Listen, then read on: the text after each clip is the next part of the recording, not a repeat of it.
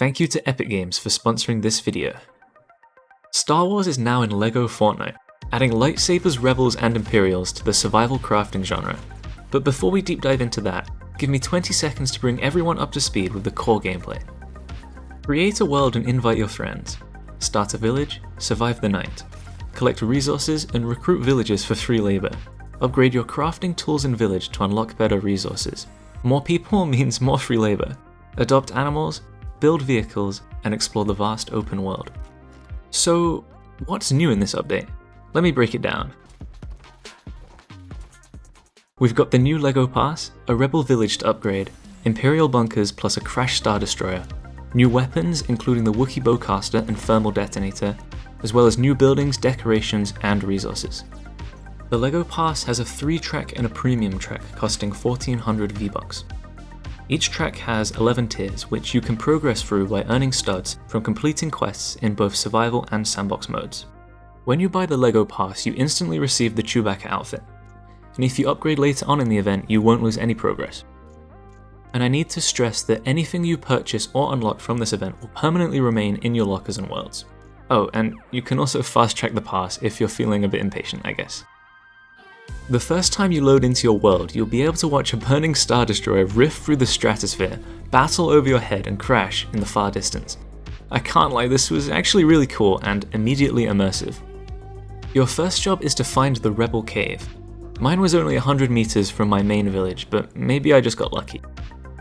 When I got there, I watched Captain Bravara phase into existence, and she gave me a pair of macro binoculars, after I convinced her that I was a rebel, outfitted in full Sith Trooper armor. The Rebel Cave is technically a forest cave, making it really good for collecting knotroot and marble. However, it also acts as a tunnel that connects to a new Star Wars themed area, which you can still travel to if you fly a really long way.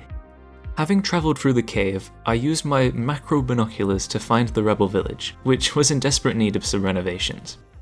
To upgrade this village to level 2, I was tasked with clearing an area and building a Rebel farm. To clear the area, you just need to remove everything within the highlighted region, including the rocks, sticks, and bushes. Destroying crashed ship debris grants you scrap durasteel, which can be smelted into proper durasteel in a metal smelter. I'd also recommend bringing a lot of wood over from your main base, because you'll be building up lots of structures at this one. Once you've finished the farm, slap 3 beds down for some new inhabitants and collect 5 pumpkins to complete the upgrade. Upgrading the village to level 3 was a lot easier, requiring 3 short swords as well as 1 crafting bench to be placed down. With the level 4 upgrade came lots more building. You need to clear another area for the Rebel stables, build that up, and then place down an animal barn, as well as an extra bed. Personally, I found following these prefab guides to be super fun because of the satisfying sound effects and snappiness.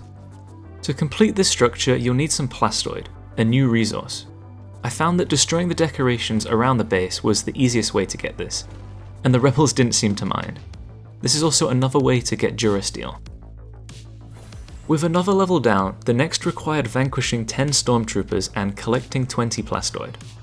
Stormtroopers can be found freely roaming the Star Wars island, and in dilapidated houses, or you can use your macro binoculars to locate Imperial strongholds. It will be easier to defeat stormtroopers in the forest and plains regions, because, like other enemies, their HP and damage scale up in the Dry Valley and Frostlands. On my adventures, I came across a cave that seemed to have been converted into an Imperial bunker, but they didn't let me in. We'll be coming back though. For level 6, you'll need to clear another area and build the Rebel workshop, then slap down another bed and a Rebel workbench. This is a brand new crafting station, requiring just a few wood and plastoid to build, that allows you to create the new Star Wars themed weapons. Don't worry, I'll run through all of those later on in the video. And this is where it gets really exciting, because upon completing level 6, after you talk to the captain, she'll reward you with your first lightsaber. She'll also give you the access codes to the Imperial Bunkers, and for the level 7 upgrade, you'll need to explore one of those, and also hand in 3 DL-44 blaster pistols. You can use your macro binoculars to locate the bunkers, then open up the doors, or use your newly acquired lightsaber to melt them away. The bunkers themselves are linear and require you to take down waves of Imperial soldiers to progress. Defeating all of the enemies in one area unlocks the barrier doors to the next. Very importantly, each group contains an Imperial officer, and each officer drops a DL-44, which you can collect and use for the Rebel Village upgrade when you get back, regardless of their durability. When you clear out a bunker, you'll find a chest room containing an Imperial cache and 5 other chests. The large cache contains better loot, and it's how you get new lightsabers. Having upgraded the village, level 8 requires building the Rebel lookout, and well, I'm sure you know the drill for that by now. You'll also be tasked with taking down 3 Imperial officers, which we now know reside in those bunkers. The level 9 upgrade requires you to loot 5 Empire containers, and 5 Durasteel, which I had in abundance at this point. These containers can be found around the Star Wars open world, mostly in dilapidated structures. At this point, I also found that I needed to place a lot of decorations around the Rebel base in order to improve its village comfort rating. Upgrading the Rebel village to level 10 requires you to build the Rebel Command Center, which was particularly draining on my wood resources. It's a lovely centerpiece though, and it really did tie the village together. Then you just need to place down a Cantina stage, costing 8 plastoid, and you're all done. Your reward for completing the village is Captain Bravara's excitement as she hands you 3 thermal detonators. But I wanted more, so I set out on an epic quest to explore the crash site of the Star Destroyer, determined to vanquish any enemy that would dare stand— Nope, it's too cold, and there's 2 snow wolves. Gotta wait until morning.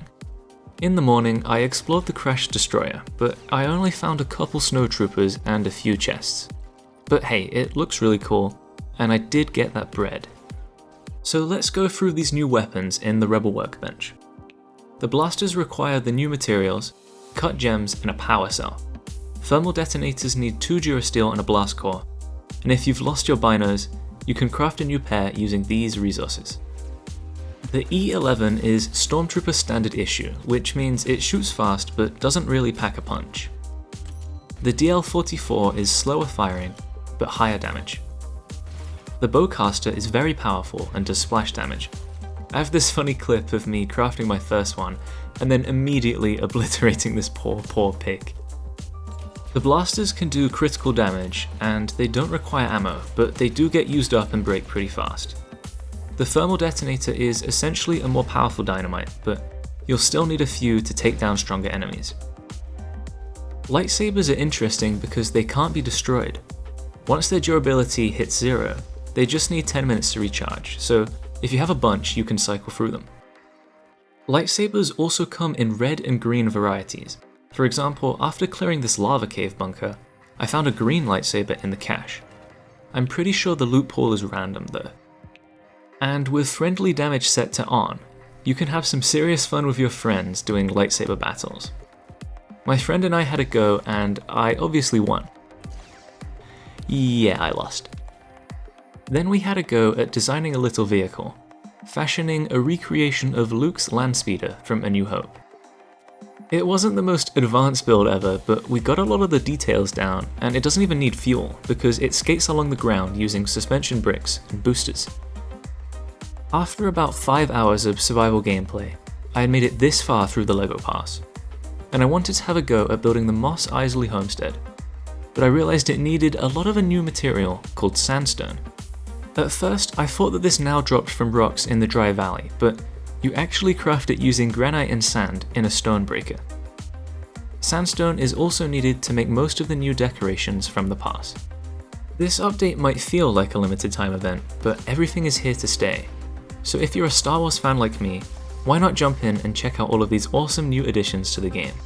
Hopefully you enjoyed this more laid-back style of LEGO Fortnite guide, and if you have any tips regarding the new update, or something that I missed, make sure to leave them in the comments so that you can help out other members of the community.